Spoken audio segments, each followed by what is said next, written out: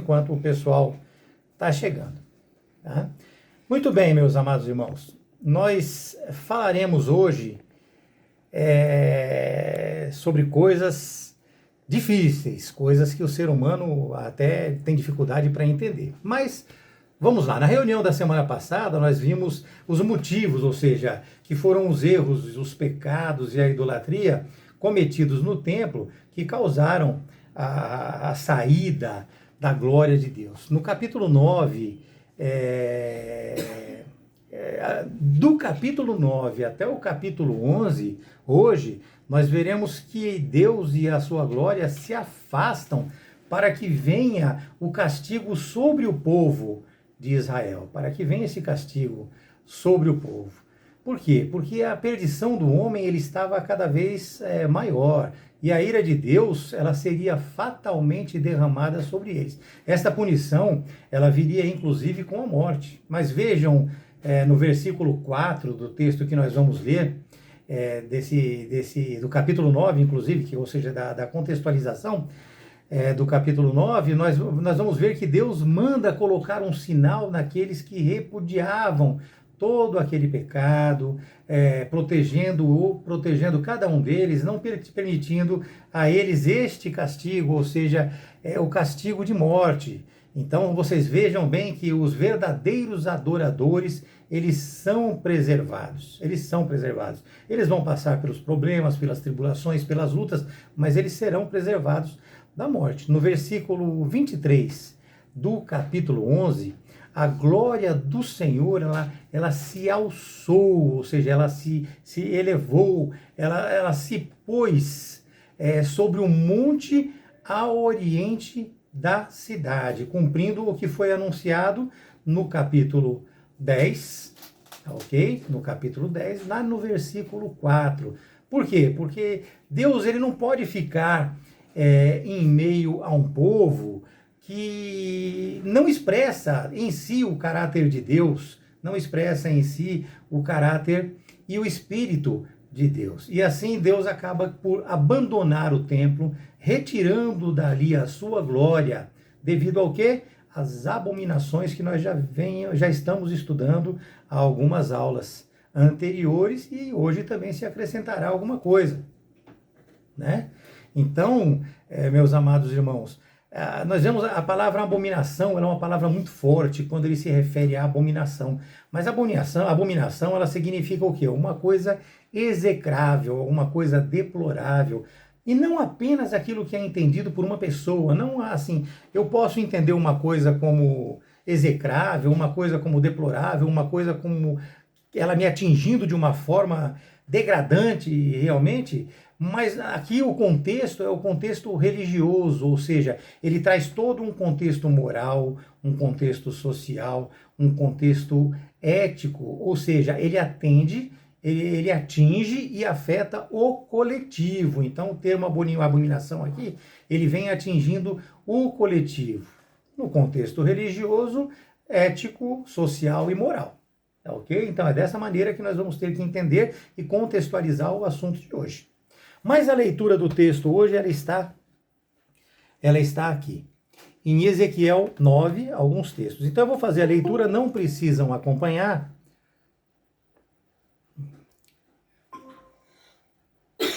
Paz do Senhor, pastor Gilson. O senhor gostaria de falar alguma coisa? Não, Deus abençoe a todos. Estamos iniciando a leitura do texto, tá ok? Tá bem. Vou prosseguir então com a sua permissão. Deus abençoe, viu? Paz. Amém, paz. Vamos lá então, meus amados. Ezequiel 9, versículo 3. Ezequiel 9, versículo 3. E a glória de Deus, do Deus de Israel, se levantou do querubim sobre o qual estava, até a entrada da casa, e clamou ao homem vestido de linho, que tinha o tinteiro de escrivão à sua cinta. Ezequiel 10, versículo 4. Então se levantou a glória do Senhor de sobre o querubim para a entrada da casa, e encheu-se a casa de uma nuvem, e o átrio se encheu do resplendor da glória do Senhor. Então saiu a glória do Senhor da entrada da casa e parou sobre os querubins. E os querubins alçaram as suas asas e se elevaram da terra aos meus olhos. Se elevaram da terra aos meus olhos quando saíram, e as rodas os acompanhavam e paravam à entrada da porta oriental da casa do Senhor. E a glória de Deus de Israel estava no alto sobre eles, Ezequiel 11. Então os querubins elevaram as suas asas e as rodas as acompanhavam, e a glória de Deus de Israel estava no alto sobre eles. E a glória do Senhor se alçou desde o meio da cidade e se pôs sobre o monte que está ao oriente da cidade. Depois o Espírito me levantou e me levou em visão à Caldeia, para os do cativeiro, e se foi de mim a visão que eu tinha visto, e falei aos do cativeiro todas as coisas que o Senhor me tinha mostrado. Amém? Esta é a leitura de hoje. Eu estou com dificuldade que as letras estão pequenas aqui, com esse óculos aqui não está dando muito certo não, mas vamos lá, né? Vamos lá, vamos tentar acompanhar da maneira que nós podemos aqui. A leitura já foi feita, então agora eu acredito que na parte expositiva eu consiga me sair melhor, né? Dei uma capengada na leitura, mas tudo bem. Meus amados, como nós veremos hoje, a glória de Deus, nesta visão de Ezequiel, ela é representada pela presença. Então eu gostaria que isso ficasse bem fixado na cabeça de vocês. É a presença de Deus aqui na terra, ou seja, é uma glória sentida, uma glória palpável, uma glória que ela é percebida, sendo esta ocorrência, em primeiro lugar, tendo sido no tabernáculo. Lá em Êxodo 25, ele fala que assim, me farão um santuário e eu habitarei em meio deles. Então ele está dizendo aqui que vai ser feito o tabernáculo e ele habitará em meio ao povo de Israel. Esta palavra meio, na verdade, no original, meus amados, é a palavra Betohan. É a palavra Betohan. E ela significa o quê? Dentro, ou seja, Deus sempre quis fazer parte do quê? Do nosso ser humano, do nosso ser, ele sempre quis estar intrínseco em nós. Mas ali houve a permissão da construção do tabernáculo para que houvesse ali a presença de Deus sentida pelas pessoas, recepcionada pela nossa visão, pelos nossos olhos, né? Então isso significa o que? Ele sempre quis fazer morada dentro do nosso coração. Mas o povo clamava por estar vendo, tocando, sentindo. Então, o ser humano, meus amados, é o habitat natural de Deus, e não no meio dos seres humanos, porque nós sabemos que no meio dos seres humanos existe muito pecado. Então, a sua perspectiva de glória, a perspectiva de Deus de glória, seria uma perspectiva que internalizada dentro de nós. Internalizada, ela estaria dentro de nós verdadeiramente.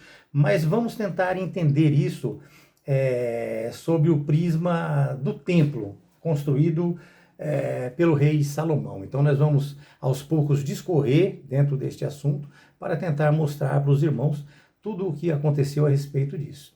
Então nós precisamos também, com relação a isso, esclarecer sobre a retirada da glória do santuário de Jerusalém. Então esses assuntos serão os temas que nós usaremos hoje para trazer para os irmãos. E nesse primeiro assunto que nós temos aqui, nós falaremos sobre o quê? Sobre a glória de Deus. Ou seja, a glória de Deus, do hebraico,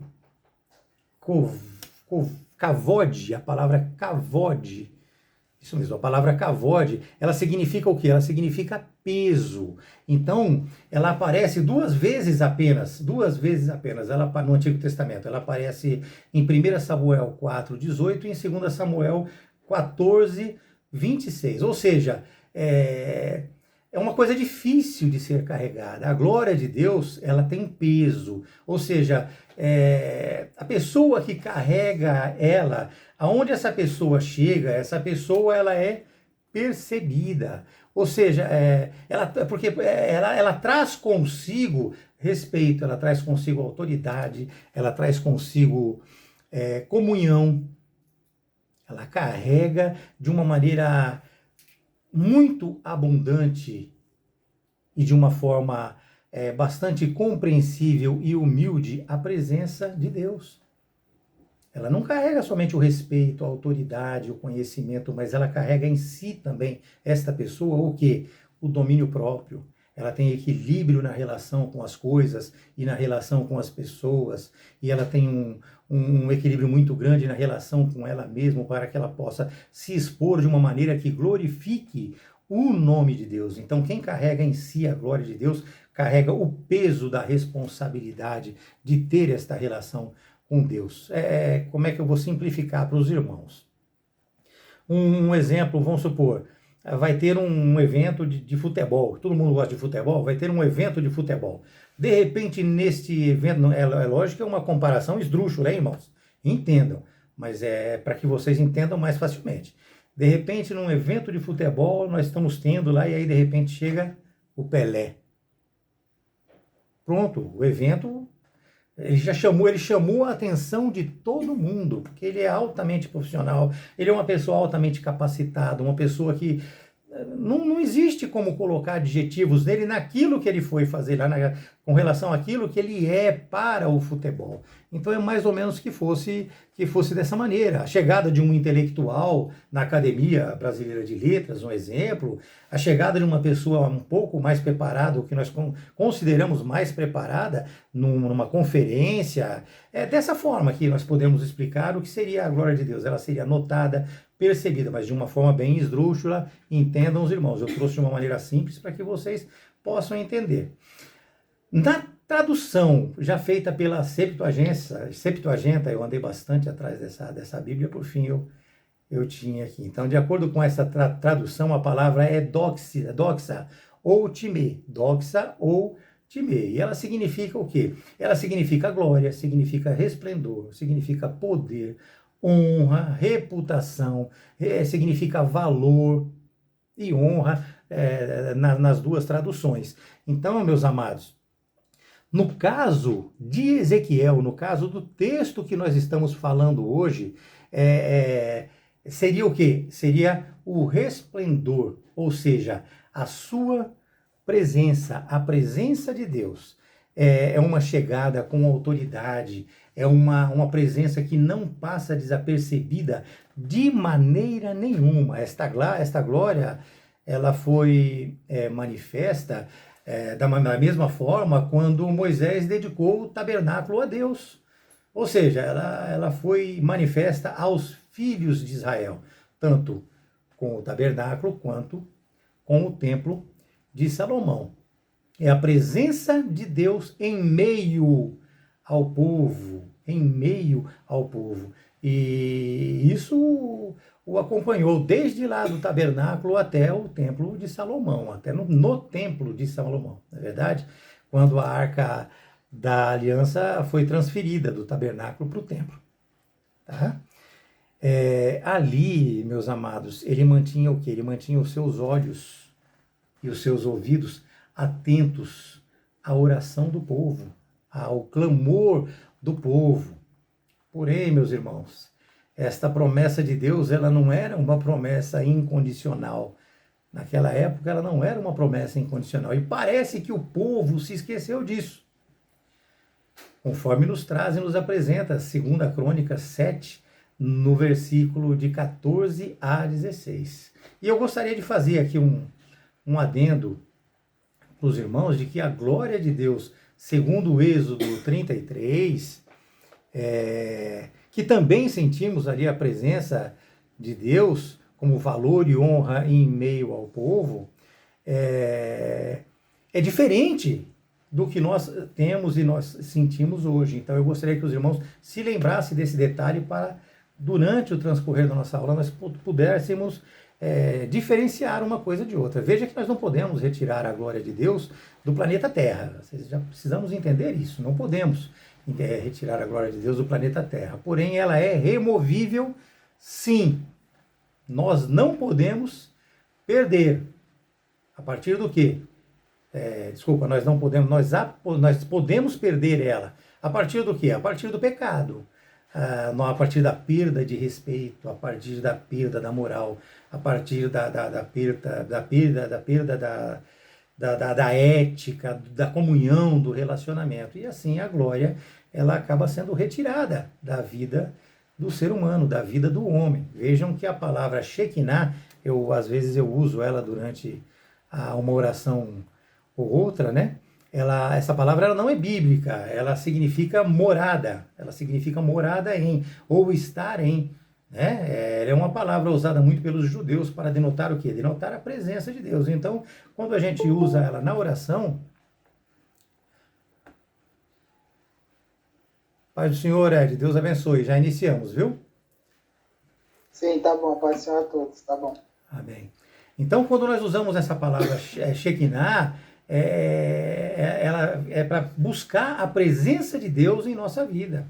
E ela está ali, a presença de Deus, para nos lembrar que a glória de Deus, ela não é retirada de nós, a não ser que nós cometamos os pecados, e os pecados que já vinham de muito longe, pecado da idolatria, pecados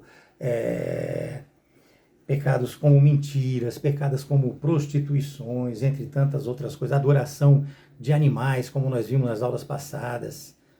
Meus amados, o ser humano, ele é fraco na relação com Deus, mas ele pode se fortalecer. Basta para isso nós darmos este primeiro passo. Entrando já no segundo assunto que a escola bíblica nos traz hoje, o fato é que ninguém dorme fervoroso na presença de Deus e de repente no outro dia de manhã ele acorda vazio, por nada, por motivo nenhum. O esfriamento do ser humano ele é paulatino.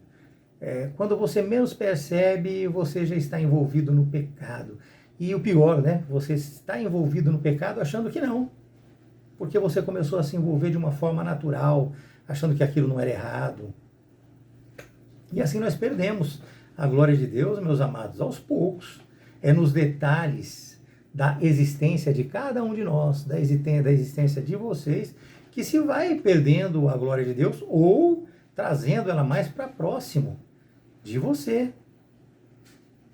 E isso nos remete novamente à visão de Israel, que denota a partida.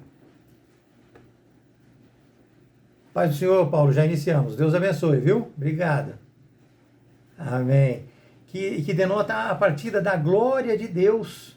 Ou seja, a retirada, no caso do texto de Ezequiel, da sua presença. Ou seja, ele saiu do templo e ele foi para o Monte das Oliveiras, que está ao oriente da cidade, como nós já falamos, eu repeti, porque quando nós falamos aqui de Oriente, nós estamos falando de um monte muito conhecido por todos. Daqui a pouquinho nós vamos falar nele, né? Então nós vemos ali que o querubim e a nuvem, lá no capítulo 9, no versículo 3, nós vemos a glória de Deus, que ela se levantou deles. Ou seja, qual é a função de um querubim, meus amados? Desde o Éden, essa função já vem acompanhando o querubim. Ele tem a função de proteger, ele tem a função de guardar. E o que ele guarda, meus irmãos? Ele guarda a glória de Deus, ele preserva. Lá no Éden, quando se cometeu o pecado, que se expulsou Adão e Eva do paraíso, ele colocou o querubim para preservar aquele local. Então ele estava preservando o quê? A glória de Deus, meus amados. É isso que nós precisamos entender, né? A nuvem, ela vem no significado de proteção. De proteção ao quê? Proteção à glória visível de Deus. Então, ela representa a presença de Deus ali. Então, meus amados, são dois símbolos judaicos sendo retirados. Ou seja, a glória visível de Deus sendo retirada.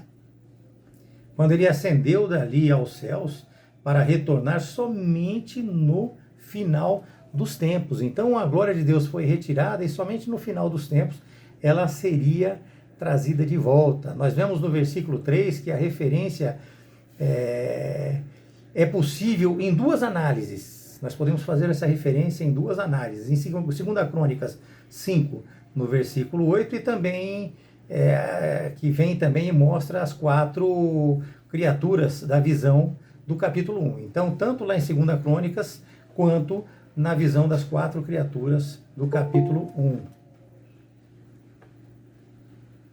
Paz do Senhor, Evandro, já iniciamos, viu? Deus abençoe. Deus abençoe. Obrigado. Desculpa pelo atraso. Imagina, Deus abençoe, viu? Seja qual delas for, meus amados, o que houve ali foi a retirada da presença de Deus. Os querubins, eles estão representados na Arca da Aliança e pode também representar ali aquelas 4 criaturas da visão do capítulo 1. Então, mas qualquer uma delas representa o que ali? A saída da glória de Deus de sobre o templo, de sobre a terra, de dentro do templo. Então veja que o versículo 18 do capítulo 10, ele apresenta a glória de Deus, ou seja, as 2 rodas, aquelas rodas pairando sobre os querubins e afastando-se lentamente, ela deixou ali o templo, ou seja, a glória foi embora dali. Na visão, ele vê a carruagem divina se mover da porta do templo e se ausentando dele. E com isso, ele possibilitou o quê? A destruição do templo. Porque enquanto houvesse ali a presença da glória de Deus, não poderia haver a destruição do templo. E essa destruição, ela ocorreu em 587 a.C., ou seja, no quarto mês, ao 9º dia deste mês, conforme 2 Reis 25 e Jeremias 39. E isso, meus amados, corresponde ao dia 14 de agosto do ano de 587 antes de Cristo. E eu não vou nem me referir à diferença aqui, quarto mês e dia 14 de agosto, que para nós seria o mês 8, porque eu já passei antecipadamente para os irmãos aí o calendário judaico e o calendário gregoriano, ou seja, ele mostra a correspondência entre esses dois meses. Eu, dentro dos meus escritos aqui, que eu fiz no meu tablet, eu tirei uma foto e passei para os irmãos. Então vocês já têm aí esses escritos. E se eu deixei de passar para alguém, eu posso, a qualquer momento que for cobrado depois da aula, passar. Tá ok? E nós vamos entrar aqui agora no terceiro tópico. Nesse terceiro tópico, meus amados, nós vemos que a glória de Deus, ela se põe sobre o Monte das Oliveiras. Vocês viram o monte no Oriente? O Monte das Oliveiras, o Monte das Oliveiras. No capítulo 11, versículo 23, é que vem o nome Monte das Oliveiras. A glória de Deus, ele exige responsabilidades, meus amados. Portanto, ele não habita onde há contínuos pecados, onde há idolatria. A glória sempre está onde os homens estão e nunca onde o pecado está. Nós não podemos, de maneira nenhuma, nos esquecer disto. Nós vemos claramente que a casa de Deus, ela era profanada por contínuas práticas pagãs. Nós já estudamos nas aulas anteriores isso. Verdadeiramente coisas abomináveis. E assim a glória de Deus se afasta do templo, indo para o Monte das Oliveiras. Monte das Oliveiras. Nós vamos ouvir, e durante as leituras da Bíblia nós vamos ouvir muito. O pastor Gilson, inclusive, falou sobre o Monte das Oliveiras, né? Então, meus amados, em ato contínuo dali do Monte das Oliveiras, a glória de Deus ascendeu aos céus para o retorno no final dos tempos. Ela não estaria mais no templo de Jerusalém, mas sim no templo do milênio. E quando nós falamos do milênio, nós falamos da segunda volta de Jesus. Nós vamos entrar ali em Ezequiel 44, 2, e nós vamos chegar lá em Apocalipse com esta relação. A gente não pode usar aqui para não usar muito tempo. Então nós precisamos nos lembrar sempre, meus amados, que o Monte das Oliveiras, este é o mesmo que houve a ascensão de Jesus Cristo. E também ele é muito usado, como nós vemos em vários textos de Lucas, entre outros, para se fazer o quê? As orações. Cristo foi lá para fazer as orações. Muitas vezes foi detido. Meus amados, tem um infindável número de anotações bíblicas referindo ao Monte das Oliveiras. É o caso até de um estudo específico sobre isso, porque eu acredito que tem muita coisa a nos trazer de clareza na relação deste monte, o Monte das Oliveiras, com todo o trabalho de Deus aqui nesta terra. Esse terceiro assunto, meus amados, mostra também que o rei Ciro, usado por Deus, ele toma a cidade da Babilônia. Então ele vai lá e retira a cidade do cativeiro. Em 539 ele faz isso, ele invade em uma noite e consegue tomar a Babilônia, né, de Nabucodonosor, do cativeiro. Partindo assim, a partir dali, autorizado por ele, alguns judeus para Jerusalém, onde se iniciou ali a reconstrução do templo. Nós vemos isso em 2 Crônicas, em Esdras, ok? Tem bastante texto que eu posso passar para os irmãos também. E assim, o segundo templo ele foi construído, ele ficou conhecido como o Templo de Zorobabel, meus amados. O Templo de Zorobabel, ele foi inaugurado em 516. Não causem confusão. 516. Então nós estamos agora nos aproximando da era cristã. Então, em 539 foi colocado fim ao cativeiro da Babilônia. Em 516 deu-se o início da construção do templo, né? Deu-se início à construção do templo. Então ele foi construído, foi reformado, foi preparado, mas ele não tinha ali de maneira nenhuma a beleza arquitetônica do primeiro templo, ou seja, do templo construído por Salomão, não é verdade? Meus amados, eles entendiam que o retorno de Deus à Terra seria, o retorno da sua glória seria somente escatológico. Então a construção se deu de uma maneira bem simples, de uma maneira simplória, tipo assim, uma coisa para representar, né? Porém Herodes, depois de muitos anos, ou seja, eu não vou falar exatamente, mas depois de pelo menos uns 500 anos, 450, 500 e poucos anos, né? Herodes, ele persuadiu os judeus a esta reforma, dizendo o quê? Que o templo de Zorobabel, ele não tinha a presença de Deus pela sua simplicidade, ou seja, que ele não apresentava condição nenhuma de receber a presença de Deus. E eu gostaria aqui de fazer um adendo a mais para os irmãos, trazer um adendo a mais. Nós sabemos que Deus, ele nos apresenta como templo e exige de nós o quê? A simplicidade. Ele nos apresenta como templo. Então, eu sou o templo do Espírito Santo, você é templo do Espírito Santo. E o que ele exige de nós? Os frutos do Espírito e a simplicidade, a humildade. Isso não significa pobreza, nem de intelectualidade, nem de financeira. Isso significa simplesmente humildade e simplicidade. Isso faz parte da personalidade, do caráter. Então, meus amados, o recado que nós precisamos entender é que Deus quer falar o quê?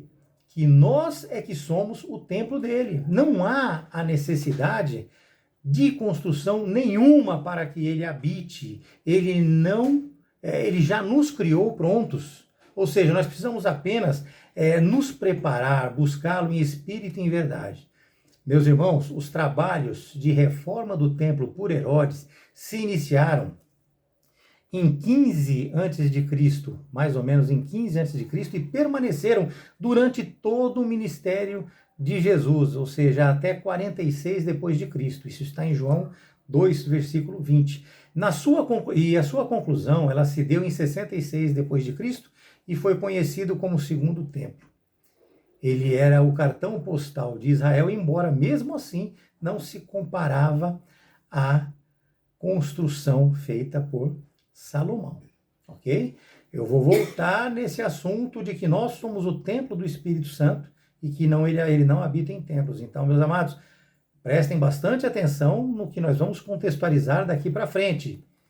Amém? Nós iremos contextualizar essas coisas. Então, não há registro nenhum, meus amados, da presença da glória de Deus no templo de Zorobabel. Diferente do de Moisés, ali com o tabernáculo, e diferente com o templo de Salomão. Então, não há o registro da presença de Deus neste templo, tá certo?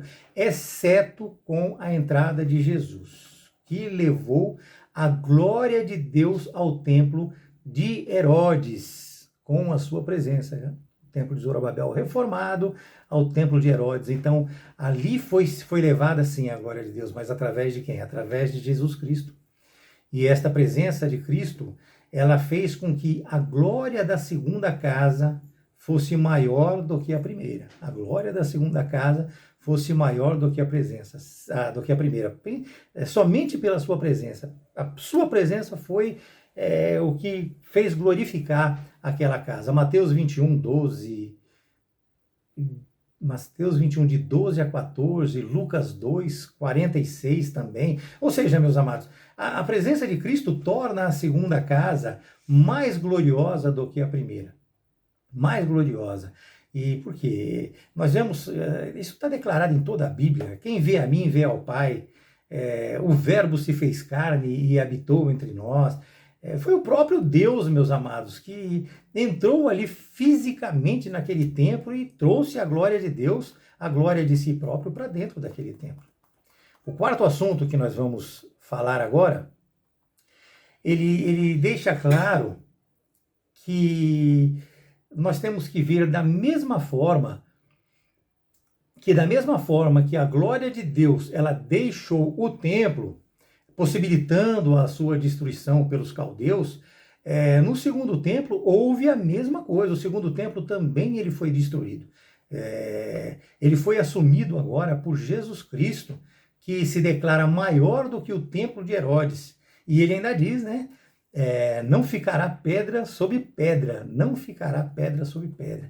Então entendam, meus irmãos, que não estamos aqui dando margem nenhuma para desigrejados se justificarem com o que eu falei anteriormente, há alguns momentos para os irmãos, e com o que eu estou falando agora. Nós não estamos aqui dando margem nenhuma para desigrejados, para pessoas que se justificam ficando em casa, porque eu sou o templo do Espírito Santo, ele habita em mim e eu não preciso de mais nada além dele. Nós já falamos muito, mas já falamos muito mesmo sobre esse assunto, sobre a necessidade, sobre a função da igreja local. Nós já falamos bastante sobre isso.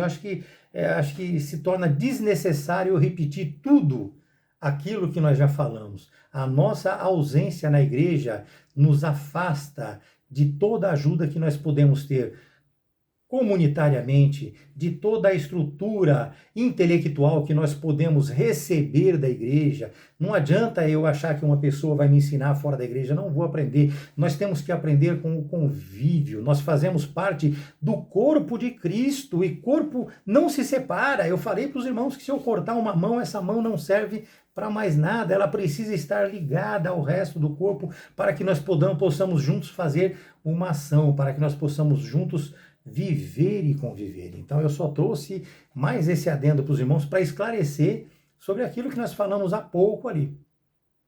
Então eu já deixo bem claro, já estudamos bastante sobre isso, meus amados. E quem não participou dessa aula me fala que eu trago novamente essa aula para os irmãos sobre o problema dos desigrejados. Amém? Voltando ao assunto. Nós voltando aqui ao assunto, que senão a gente acaba tomando muito tempo, né? Lucas 11, ela nos diz exatamente dessa maneira, né? A rainha do sul se levantará no juízo com os homens desta geração,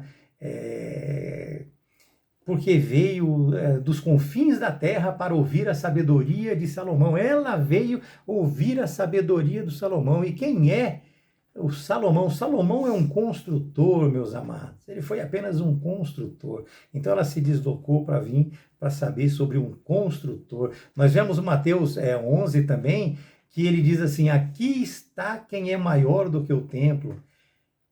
um construtor. Então nós estamos atrás do construtor? Não, nós temos que ir atrás da palavra de Deus. Quando nós entramos pela nossa igreja, nós não vamos ali ver o pastor Gilson, o pastor Guerreiro, a pastora Débora, o pastor que vai nos visitar. Nós vamos ali para ouvir e receber a palavra de Deus. Nós não vamos ali para ver se o sapato está engraxado, se a meia está furada. Nós estamos ali para ver o caráter da pessoa. Nós estamos ali para ver o que a pessoa está nos entregando de Deus, meus irmãos. De Deus. Jesus Cristo não tinha formosura, não tinha aparência, ele levou sobre si todos os nossos pecados. Olha que glória! Andava de chinelo. Meu Deus do céu, eu fico temeroso até de fazer essas comparações, sabe, meus amados? Porque cada um tem um entendimento do que é a palavra de Deus, e o meu entendimento é esse. É dessa forma. A gente não precisa buscar elegância, não precisa buscar shows pirotécnicos em rádios, em televisão. Nós temos que pregar a palavra de Deus. E o povo vai se acrescentando conforme Deus vai trazendo. Por quê? Porque esse povo se acrescenta de acordo com que a palavra é pregada. E o povo ele é trazido por Deus. Quantas igrejas aí estão lotadas, mas completamente perdidas? Quantas lotadas? E inclusive na sua totalidade ou quase totalidade perdidas. Cristo, meus amados, portanto, ele é maior do que qualquer templo. E ele conclui em si, ou seja, nele mesmo, a intenção do templo aqui na terra. Hoje nós temos Cristo, nós declaramos Cristo. Então, nós somos o templo do Espírito Santo e Cristo é o nosso templo. Nós precisamos entender e ver desta maneira. Jesus, ele está em nós e ele é maior do que qualquer templo. Templo é apenas uma edificação, não desqualificando a edificação igreja, como eu já falei para os irmãos, mas o templo naquela época era apenas uma edificação e hoje é também uma edificação. Vou contextualizar rapidamente aqui. A igreja, quando nós todos estamos fora dela, ela é um quadro de concreto armado. Quando o primeiro cristão chega na igreja, a presença de Deus já se faz naquele lugar. E quando nós fechamos ali o corpo de Cristo, quando nós estamos ali reunidos como corpo de Cristo, a glória de Deus, ela desce sobre cada um de nós. Mas não esqueçam do que nós falamos no começo da aula. Peso.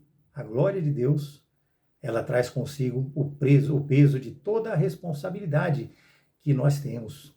Toda a responsabilidade. E nós devemos, sim, usar tudo isso para adoração, para comunhão, para o aprendizado. Nós precisamos buscar continuamente a Deus, meus amados. Nós vemos claramente que Cristo é o próprio Deus. Basta vermos através da sua própria declaração, como nós já lemos, né? Marcos 2, versículos... Marcos 2, versículo 5. Perdoados estão os teus pecados.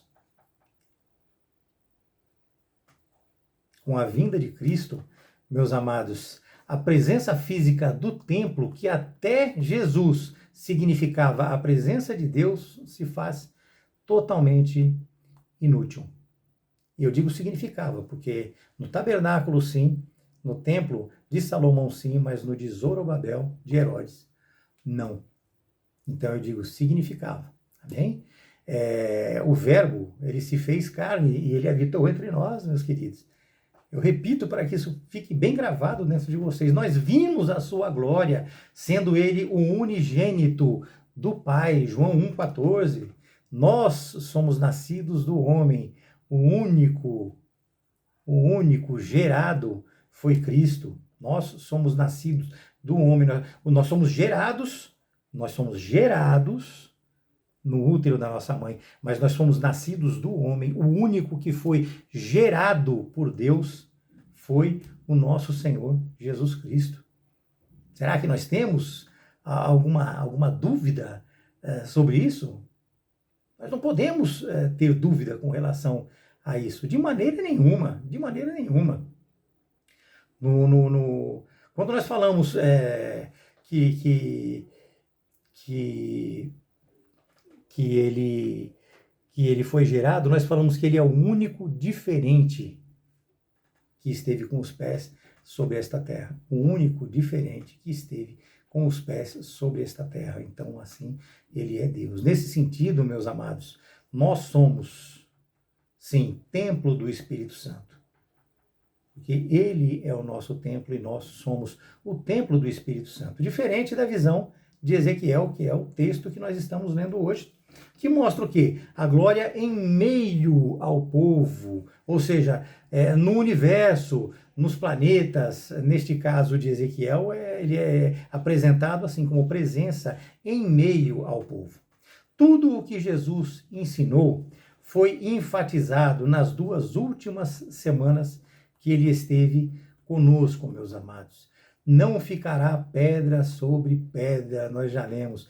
Ele anunciou ali o final do templo, como os profetas anunciaram e como Ezequiel anunciou nessa leitura que nós fizemos hoje.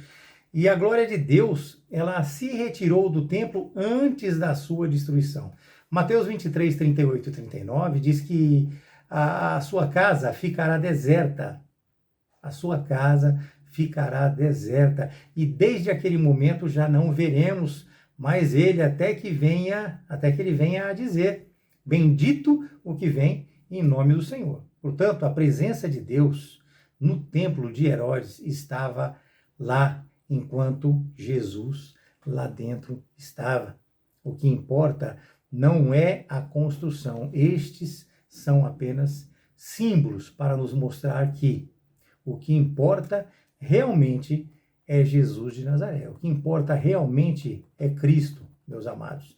E hoje, meus irmãos, nós temos em nós mesmos, como eu já disse, nós o temos em nós mesmos, como eu já disse, porque quando ele entregou a sua vida na cruz por nós, ele rasgou o véu de alto a baixo. Mateus 27, 51 nos traz dessa maneira. E ele conclui neste momento a missão do templo na terra por definitivo. Jesus substitui de uma vez por todas o templo.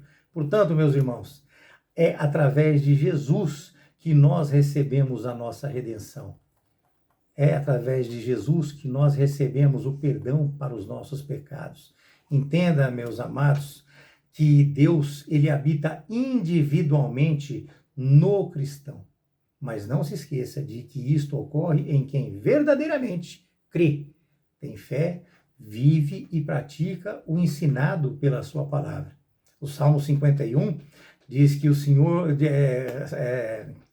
Davi clama ao Senhor: cria em mim um coração puro, renova em mim o espírito reto, habita em mim. Esse é o clamor dele: habita em mim, Senhor.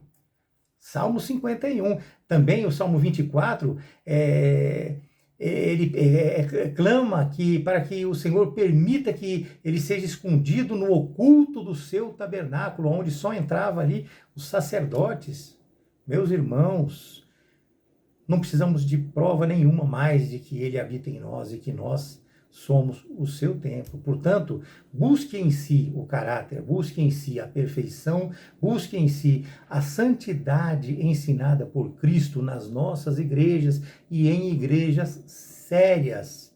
Em igrejas sérias. Não se permita viver de diz que diz, de uma relação superficial entre pessoas, porque hoje nós aprendemos que ambas as gerações apresentadas nesta reunião, a de Ezequiel e a de Jesus, rejeitou a Deus. E nós vemos isso no Evangelho. Rejeitou a Deus. Eles trocaram a justiça divina pela sua própria justiça. Romanos 10 nos diz isso. Porquanto, desconhecendo a própria palavra de Deus, a própria justiça de Deus, eles procuraram estabelecer a sua justiça própria, não se sujeitando ao que vem de Deus. Portanto, meus amados, sejam seus imitadores, assim como foi o Paulo. E assim como se declarou Paulo, ele disse: não vivo mais eu, mas Cristo vive em mim, lá em Gálatas 2:20. Que nós possamos assim também nos declarar e nos entregar a Deus em espírito e em verdade, porque é assim que ele pede, é isso que ele exige de nós. Amém? Que Deus abençoe. Eu fui o mais breve possível. Eu gostaria que o nosso pastor Gilson